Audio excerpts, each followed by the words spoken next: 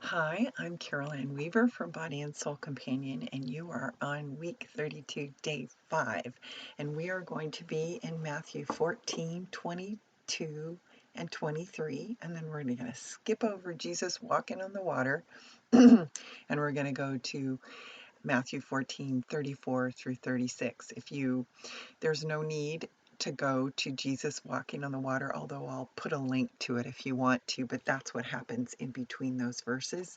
We've already done an imaginative contemplation on it, but the main thing we are looking at all week is Jesus's rhythm, his unforced rhythms of grace. So this will be a short meditation. Yesterday we really looked at our schedule. I want you to continue to look at your schedule and evaluate your rhythm of work and rest and time in silence and solitude and being by yourself alone. And this one more emphasizes that this time. I'm going to go ahead and read from my manual. I read some nice poems yesterday, or not poems, but sayings by Augustine and things from books. But since it's a short passage today, I'm going to go ahead and read this from my manual. Oh, this always happens to me, my voice. In the Gospels, we hear about Jesus and his disciples retreating every so often to pray. Their ministry didn't seem to allow much time for it, but if they hadn't stopped every so often, they might have become mindless in their activity. This is the first step in being a contemplative in action, stopping. Stopping gives you a chance to pause and acknowledge what you've been doing, whether in your work or personal life. It not only offers needed rest, but also helps you move into the next stage, reflection. See, so many of us don't reflect on our activity. Just saying. The apostles gathered around Jesus and reported to him all they had done and taught. That's what they did in our meditation yesterday, our contemplation yesterday in Mark 6. They reported back to Jesus all they had done and taught. Jesus and the apostles spoke to each other about all they did. They prayed and pondered and examined their feelings and experiences. Reflecting on our daily experience and our major ones helps us delve into their deeper meaning. This can be done alone using the examined prayer, or it can be done as a group in intentional faith sharing. What did you learn from your experience? What might God be telling you through them? I love this. I'm going to tell you where this is from when I'm done. Next, the disciples went back to their busy work, as we must do. The key here is letting your reflection and prayer time inform how you approach your work when you return to it. Perhaps you discover the need for more rest time, or that you need to focus more on a particular relationship. Or maybe you find that the activity you've been up to has become dissatisfying. Or perhaps you discover a desire to reinvigorate your job. Contemplation allows us to renew our active lives, work, play, relationships, so that all we do does not become mindless action, but rather glorifies God. Then the cycle repeats. Your activity leads you again into a time of stopping, resting, reflecting, and then returning to activity with greater zeal and purpose. Being a contemplative in action means that your active life feeds your contemplative life, and your contemplative life informs your active life. Isn't that awesome? I love this quote. That is what contemplation in action means, and the cycle never ends. And that is from an article by Andy Otto in IgnatianSpirituality.com. He has a fabulous website, Andy Otto. I heartily recommend it. So I'll put the link to that if you want to really chew on that. But just remember, it's stopping from our activity, it's reflecting on our activity, And tomorrow I'll give you a quote about reflection, stopping, reflecting, and repeating. So it's stopping, resting, reflecting, and then returning or repeating and going back. And just that being a contemplative action means that your active life feeds your contemplative life, and your contemplative life informs your active life. We're just not mindlessly going on autopilot. That is, my dear friends of this Ignatian exercises, that is the beauty of the Examen prayer. I so heartily recommend Examen. In my first full year of doing an Examen, I journaled it. Now, it takes more time that way, so you don't have to do that.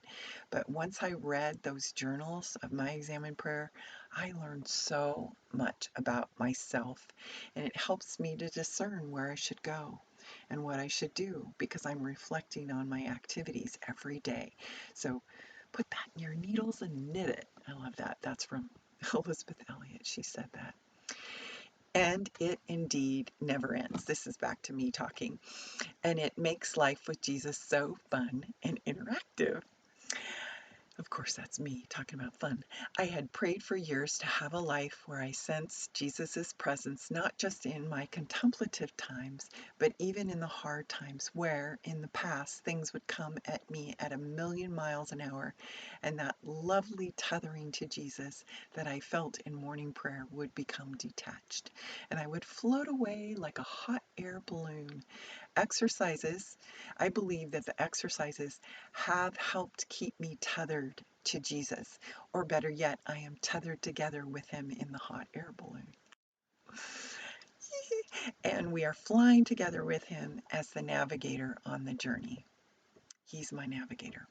I pray that this is beginning to happen with you as well. He is with us.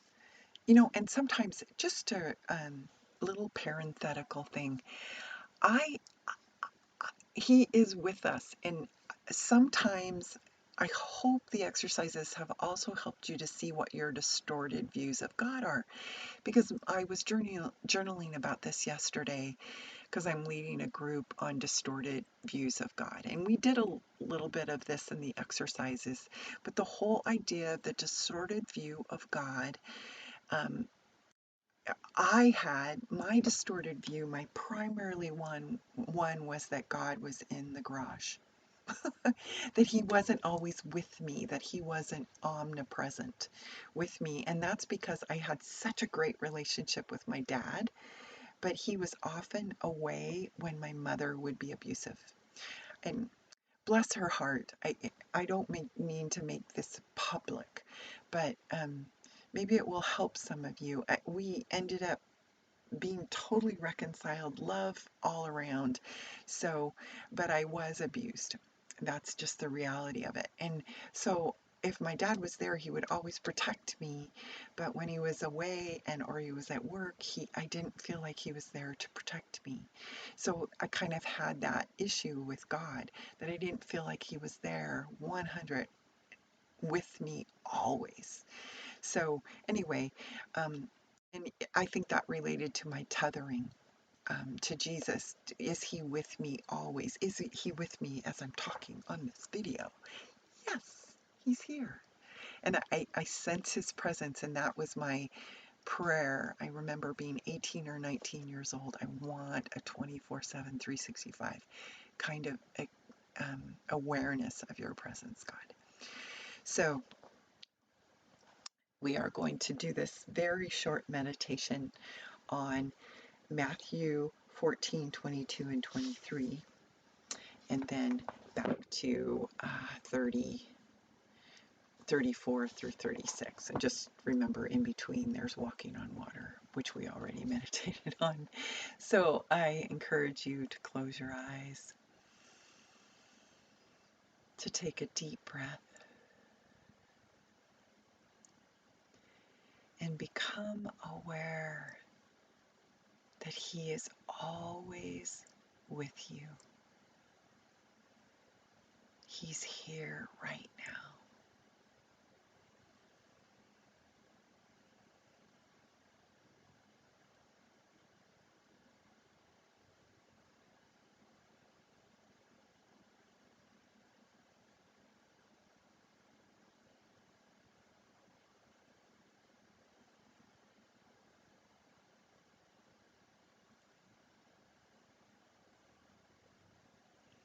Let your mind and your heart and your soul be focused on Him.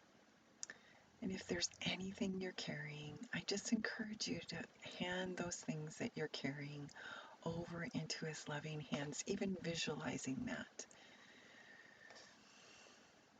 in your mind.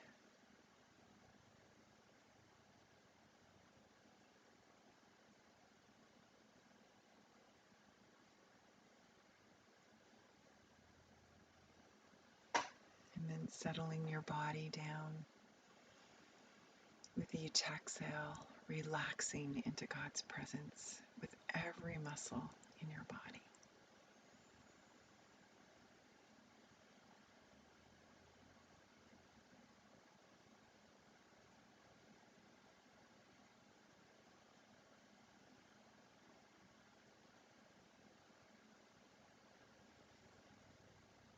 And receiving God's loving gaze on you. He sees you, He knows you, and He loves you.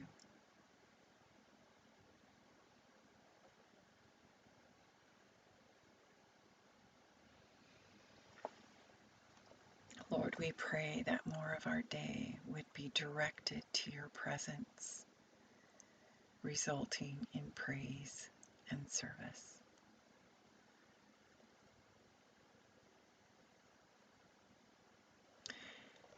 And we pray with all our hearts, Jesus, that we would live our lives more like you as a contemplative in action, knowing that you're with us in union and communion.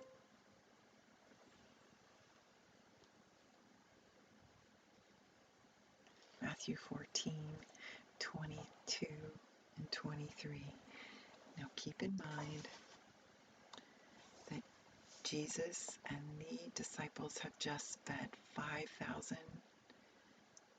people, plus men, plus women and children. A lot of labor passing out all of that food and then collecting it. So how would you feel? Jesus was fully God, yet fully man.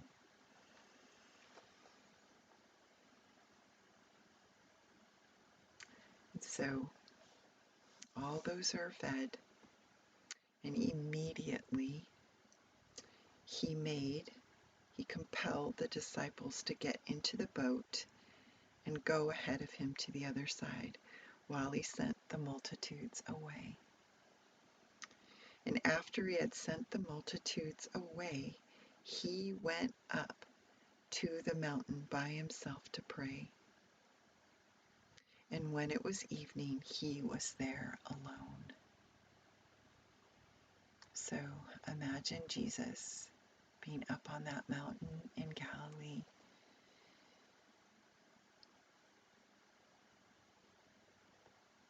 praying,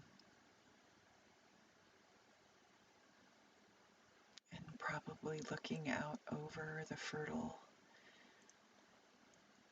area of Galilee, seeing the sea.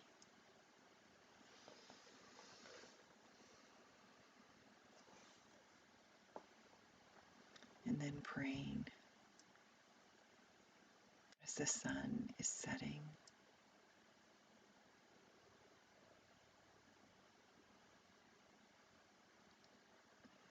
And he's by himself alone.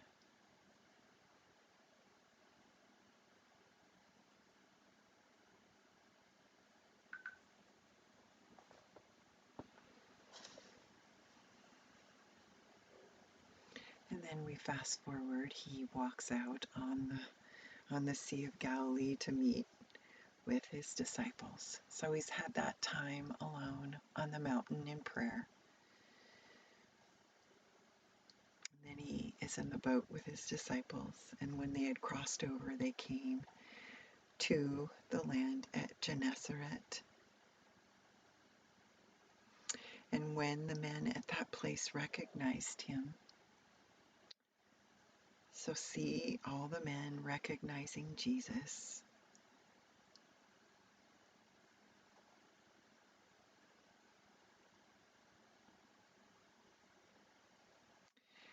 And then see them sending, they sent into all that surrounding district and brought to him all who were sick. So just imagine he's by himself alone. He's with just his disciples crossing the sea. He's had that alone time, 5,000 alone time in prayer on the mountain, walking across the sea. And then, boom, all who are sick being brought to him. And they began to entreat him that they might just touch the fringe of his cloak. Just see the multitudes and see them touching his cloak, and as many as touched his cloak were cured.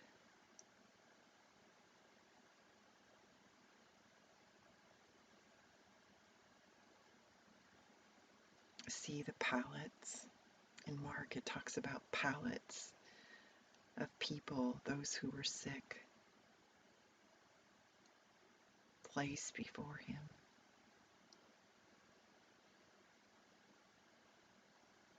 Laying the sick in the marketplaces. I want you to see that again. Busy.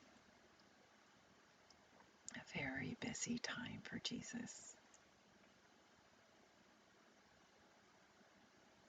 How do you feel for Jesus in that? Again, being busy.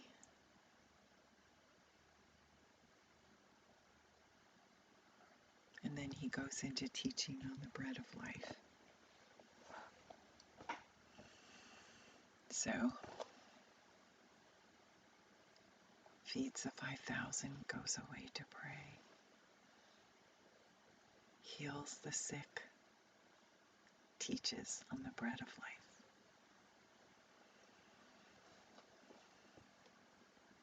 So I want you to close your eyes and think about, again, that model and example of Jesus, of being a contemplative in action.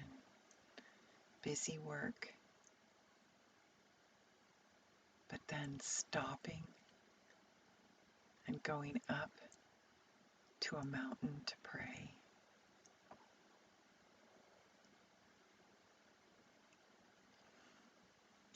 Not only resting, but reflecting with the Father over all that had happened. Stopping, resting, and reflecting by himself alone.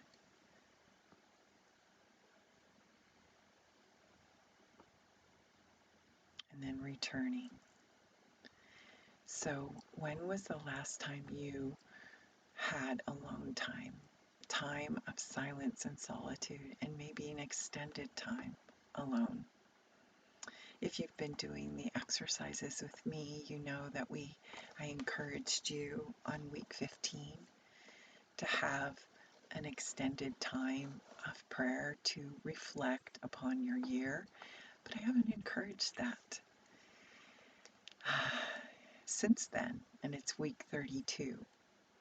So I am going to put some links in the description about silence and solitude, and also put a link to a download of a handout from Discipleship Journal about how to spend a day in prayer. I very regularly, I just have to totally stop sometimes. He just stopped in the rhythm of his week, which is also really important, but also just stopping to be alone. And I do that every other month. And twice a year I go away for at least an overnighter, sometimes a 2-night. And I've been doing that since I was 19. But every other month I have a day of prayer, except the times that I go away. And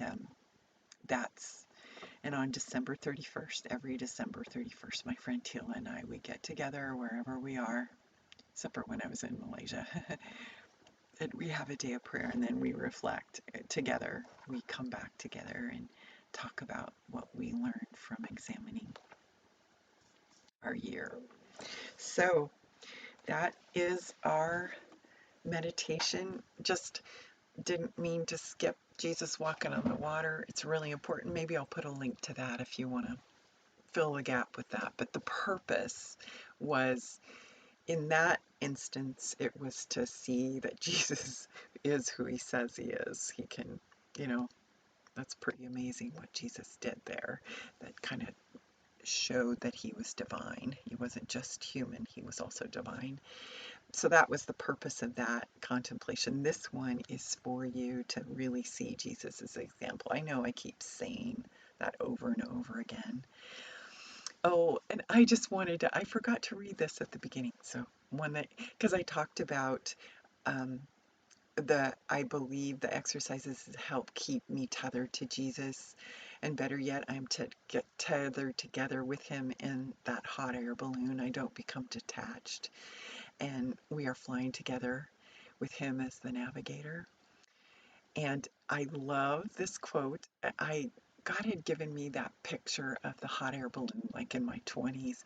But I love this quote because, I don't know, it kind of relates to it. It's by Jean-Pierre de Caussade.